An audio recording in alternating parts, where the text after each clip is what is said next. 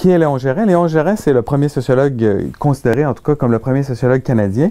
C'est le fils d'Antoine Gérin-Lajoie, homme de lettres assez reconnu et auteur notamment de Jean Rivard, Le Défricheur, et Jean Rivard, l'économiste.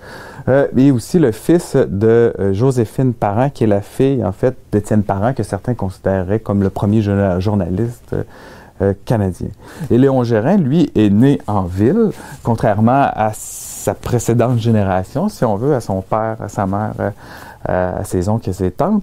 Et ce devenir-là s'incarne finalement dans cette transition-là, dans ce passage-là d'un monde constitué autour du travail agricole vers un monde ouvrier, industriel. Ce devenir sociologue-là, c'est pour essayer finalement de comprendre un ordre en transformation.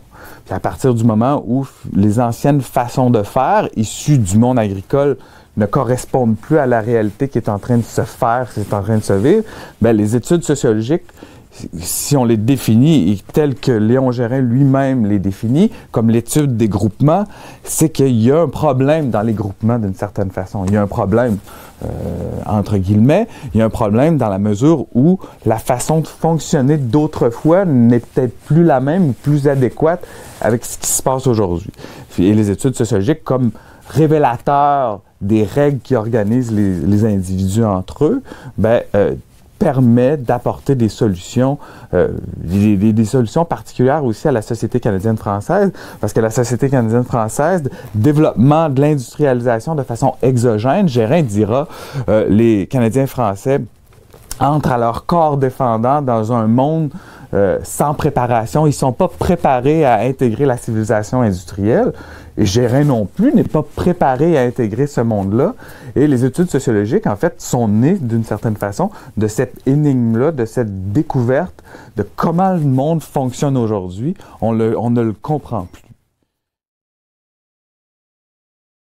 En fait, le livre se distingue de la biographie dans la mesure où je ne tente pas de reconstruire la vie de Léon Gérin dans son intégralité, si en fait une telle entreprise est possible, mais j'essaie en fait d'analyser sa vie dans sa structuration, dans ses règles d'organisation, et même si l'ensemble des chapitres, des différents chapitres, reprend un découpage chronologique, il reste que l'intérieur même ou le contenu des chapitres chronologiques, si on veut, ne reprend pas ce découpage-là. Donc le découpage, c'est pas une conscience chronologique, une conscience de grands événements dans la vie de Léon Gérin, mais reprend au contraire des transformations dans les relations sociales vécues chez Léon Gérin. Fait que ça renvoie davantage, oui, à la biographie singulière de l'individu, mais qui renvoie à un ordre de relations qui se transforme et moins à des événements chronologiques ou à une chronologie extérieure qui s'imposerait à la vie de Léon Gérin. Fait que j'essaie de reconstruire, l'expression est un peu mauvaise, mais par le bas, la vie de Léon Gérin à travers ses relations et les ruptures. On va les voir notamment dans la hausse de la correspondance, dans des périodes où il y a beaucoup plus de correspondance que d'autres, dans des moments de dépression. Dans l'analyse de la correspondance de Léon Gérin, qui constitue le matériel principal, mais aussi l'originalité peut-être du livre, c'est que ce qui ressort le plus fondamentalement, c'est les mots, les catégories par lesquelles le sociologue fait sens de sa vie en société. Le sociologue Léon Gérin, mais aussi sa conjointe, ses enfants, sa famille. C'est-à-dire que ce qui m'intéresse, c'est non pas la conscience collective ou la conscience chronologique ou la conscience de l'histoire avec un grand H, mais la conscience sociale ou la conscience telle qu'elle se fait, telle qu'elle est vécue à l'intérieur même d'une société au 19e siècle. De façon assez classique, le livre est structuré en 3 parties. Une première partie que j'ai appelée les années de formation, une deuxième partie à la recherche d'une position sociale et la dernière qui est du domestique au sociologique. On voit un peu le cheminement des rapports sociaux, des relations sociales vécues vers la connaissance sociologique. Quand on pense à la première partie, Léon Gérin, en fait, les années de formation de Léon Gérin, on voit à travers l'analyse de la correspondance, qui reste le matériel principal du livre, la correspondance et moins les écrits sociologiques, mais davantage la correspondance entre sa famille, entre ses collègues, etc. Mais dans cette première partie des années de formation, on voit Léon Gérin qui quitte sa famille à Ottawa, parce que son père est fonctionnaire à Ottawa, va quitter Ottawa pour aller à Nicolette, poursuivre son cours classique au même endroit en fait que son père. Et on voit progressivement, à travers sa formation, à travers la formation de Léon Gérin, une distance avec la religion, un goût de plus en plus prononcé pour les sciences, puis aussi un dégoût de la politique. Parce que, après son cours au collège classique, son admission au barreau, il va avoir fait son cours de droit à l'Université de Montréal, il va partir à Paris pour aller étudier les sciences. Il va aller étudier les sciences, il voudrait devenir scientifique. Et puis son frère le décourage, tu ne trouveras pas d'emploi, tu devrais revenir au pays, une riche héritière te ferait vivre. Parce que il voit pas le côté pratique de la formation. Un scientifique au Canada français n'aura pas d'emploi. Bref, année de formation à Paris où il va aller étudier les sciences un peu par goût et moins par nécessité. Et à son retour de Paris, sa destinée, si on veut, c'était des professions libérales, de devenir un avocat. Puis, avec le soutien de sa mère, en fait, il va essayer de devenir colon dans les cantons de l'Est. Et se devenir colon dans un canton de l'Est, dans les cantons de l'Est, c'est en fait la deuxième partie, à la recherche d'une position sociale, où là, on voit Gérin, jusqu'à l'âge de 40 ans, patauger, en fait, d'emploi, sténographe, secrétaire particulier de ministre, colon, agriculteur, cherche à vivre uniquement des fruits de sa terre, mais il n'y arrivera pas. Et finalement, obtient un poste permanent comme traducteur à Ottawa.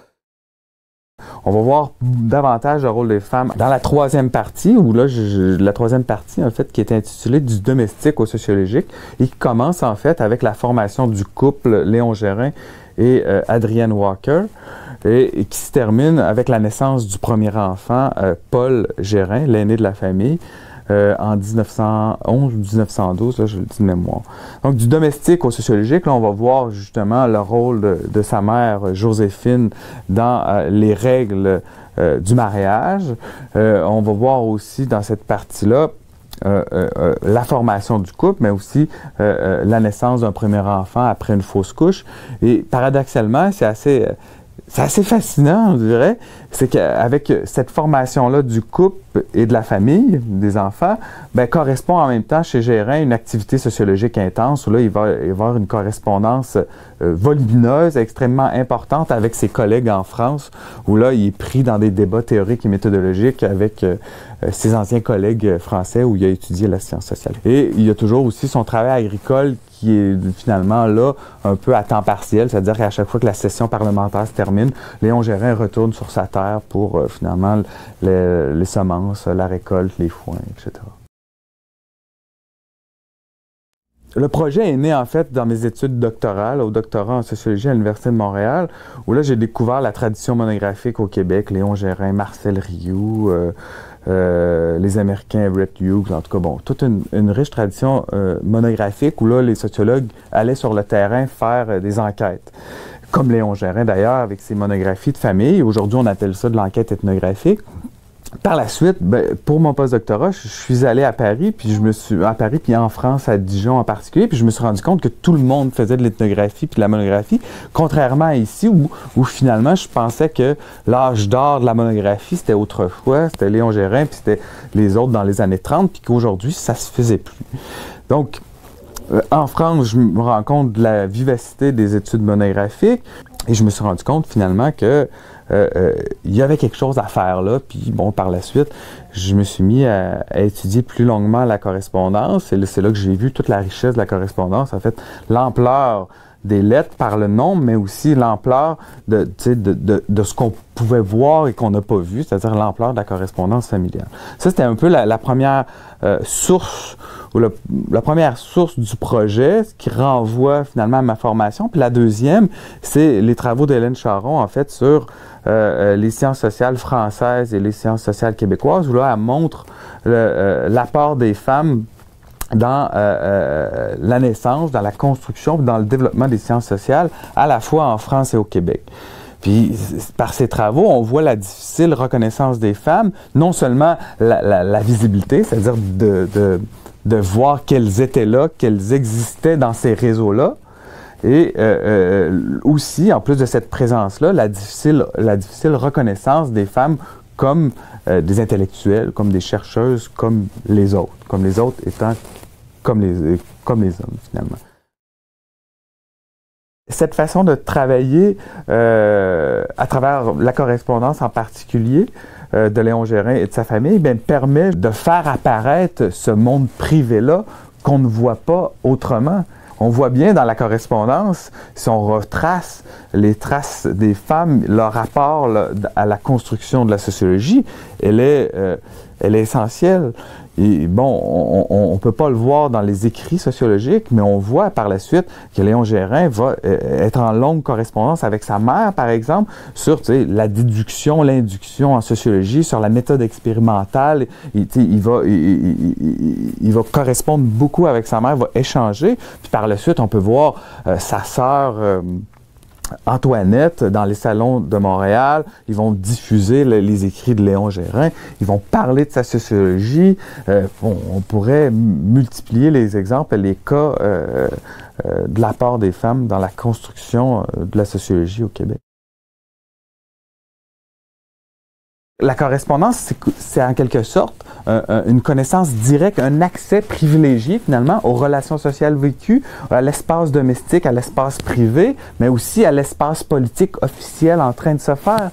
Fait que la correspondance permet justement de refaire une histoire de la sociologie qui n'est plus une histoire de la sociologie ou une histoire chronologique de la sociologie, mais une sociologie de la sociologie ou encore une sociographie de la sociologie ou une ethnographie de la pratique scientifique qui montre à travers la correspondance comment les gens à cette époque-là faisaient sens de leur vie en société et comment aussi ils et elles vivaient dans cette société-là. Et c'est ce qui est assez fascinant avec la correspondance et avec l'accès privilégié qu'on a aux interactions sociales vécues.